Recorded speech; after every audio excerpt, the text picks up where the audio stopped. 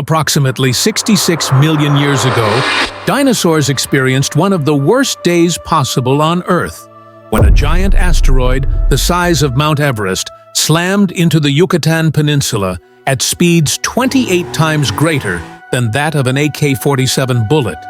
Within an instant, the energy equivalent to 10 billion Hiroshima bombs was unleashed upon the world, bringing about what many consider to have been the most violent and abrupt extinction event of all time, the KT extinction event.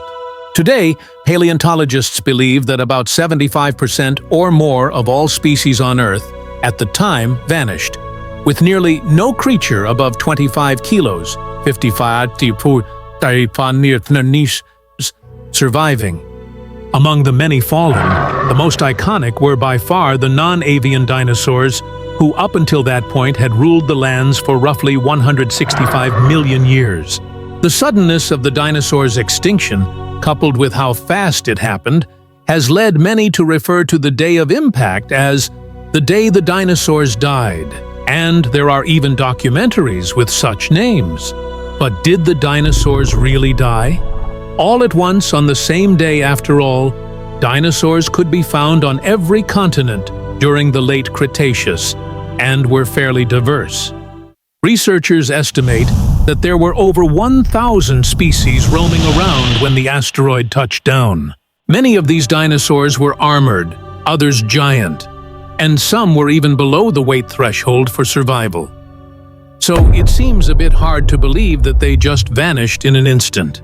And for the most part, paleontologists do think that the demise of non-avian dinosaurs was not instantaneous. Technically, we still had dinosaurs during the Cretaceous. However, studies still support the idea that the majority of dinosaurs did, in fact, perish within the first 24 hours due to the widespread effects of the asteroid. Extreme heat, forest fires, blast waves, earthquakes, and tsunamis were all real threats, especially for those in the Western Hemisphere, with many as far away as 2,500 miles, 2,400 kilometers, dying within minutes. Some were shielded from these immediate effects, but what even they couldn't escape was the massive amounts of superhot material thrown into the atmosphere. Possibly as much as 25 trillion tons of material was ejected. This material was for a time several times hotter than the surface of the sun. So when a good chunk of it came raining back down, it heated up the atmosphere to oven-like temperatures, cooking anything out in the open from the inside out, and starting fires in about 70% of all forests on Earth. This alone left only a few animals standing, but in certain areas that were more protected, like marshes, dense humid forests, and high latitudes, pockets of dinosaurs would have remained standing.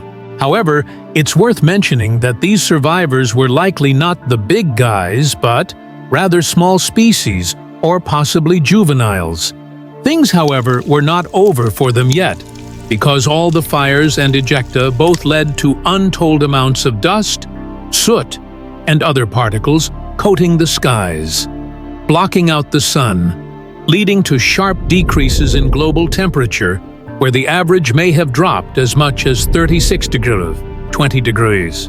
On top of this, the blocking of the sun led to perpetual darkness, which brought its own unpleasant issues. It's thought that this apocalyptic winter was the final nail in the coffin for the non-avian dinosaurs. But this is also where things get a bit gray, because no one really knows how long it took for this period to kill the survivors. Or if some even survived this fallout yet, were impacted enough that they couldn't ever recover. A good chunk of research believes that at the very least, survivors hung on for a few weeks, months, or possibly years, with carnivores likely sticking around the longest since. At the start, there would have been a plethora of carcasses to choose from. Herbivores, on the other hand, were pretty much doomed from the get-go, with most of their food having been burned in the forest fires.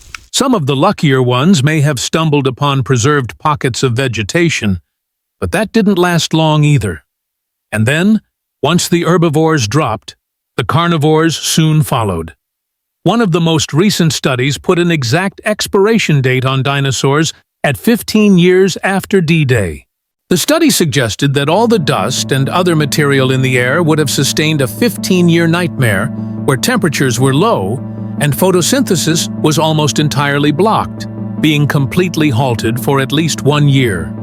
During this time frame, it's thought that the non-avian dinosaurs, who were already few and far between, slowly dropped like flies, either freezing or starving to death.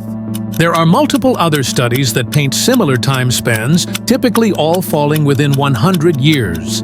However, some researchers have pushed back on these shorter timelines, preferring the idea that the extinction of dinosaurs didn't happen quickly, but rather stretched out over thousands of years.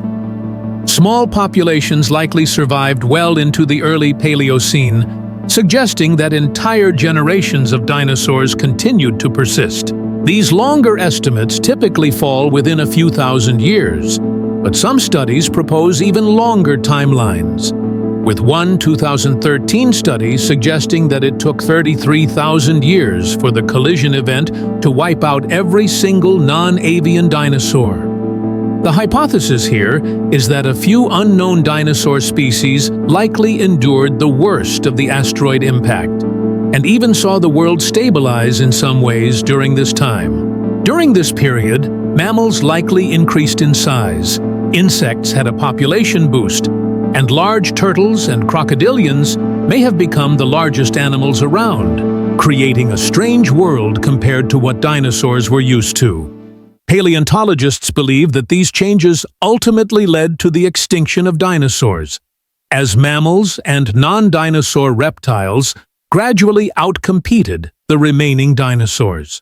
While the final outcome was that the dinosaurs went extinct, it would have been impressive if they had survived for another 33,000 years, which would have amounted to over 1,000 generations of dinosaurs. Surprisingly, some researchers have an even more optimistic hypothesis, suggesting that some dinosaurs could have survived for an extreme amount of time, possibly up to 1 million years. The strongest case for such a long survival time comes from an area not so far from the epicenter in Colorado and New Mexico. Specifically, a team of paleontologists discovered the remains of hadrosaurs, tyrannosaurs, ankylosaurs, and even sods within a remote part of the San Juan Basin that were dated to the Paleocene epoch, about 500,000 years after the initial impact. Of course, this raised a lot of questions not only about how they survived so long, but also why, of all places, did they only seem to survive in the southern U.S., which is relatively close to the crater. According to the lead paleontologist, there are 3 possible explanations. The first is that the area they were in was heavily sheltered from the blast, perhaps akin to a canyon that offered ample protection from the worst effects. The second, more likely scenario, is that the diverse group of survivors wasn't originally from the US, but rather from up north, like Alberta, Canada, where the asteroid's effects were comparatively less severe. Then, after the drop in temperature and decrease in resources, they were eventually forced to venture south, where they likely stumbled upon a small area that could still sustain life. The final idea proposed was that no juvenile or mature individual survived the extinction because they were simply too large. Instead, their eggs, protected by nests and small in size, escaped obliteration and then hatched once the most immediate effects had passed. With a lot of luck, they were able to re-establish themselves for 500,000 years. If accurate, this means that these dinosaurs witnessed Earth fully recover from the asteroid's effects in most ways, and they may have even encountered new animals that emerged from that time, including freshwater eels, Diaspoliopam, Morphia mesia, and Pantodon, to name a few. Of course, to no surprise, these findings have been met with a lot of criticism from the paleontology community. The biggest pushback is that these dinosaurs were not from the Paleocene and that their fossils had simply eroded at some point and were redeposited into younger grounds. giving the illusion that they hadn't died with the rest of their kind. The researchers who made the original find have since come forward and defended their claims, saying that the bones could not have been moved around, as many of them remained together, with the most prominent example coming from a single dinosaur with 34 of its bones arranged in perfect order. Nevertheless, this controversial discovery is mainly considered invalid today, though there are still those who believe in it. Hold on to the idea that dinosaurs stuck around much longer than we usually give them credit for, including the larger ones like giant thods. While this is very speculative, it has led to some interesting questions about how larger creatures would have survived in a post-asteroid world. Would they have been restricted to just hunting other survivors, unable to capture more agile mammals? Or did they experience changes themselves, perhaps rapidly decreasing in size due to limited resources, a phenomenon seen in animals that experience dwarfism on smaller islands? Ultimately, no one is certain how long our favorite extinct animals lasted, but it's nice to think that they stuck around for a bit longer. For now, the youngest dinosaur accepted by science remains a Triceratops specimen, believed to have died around the time of the impact, perhaps even succumbing like most others to the blast itself.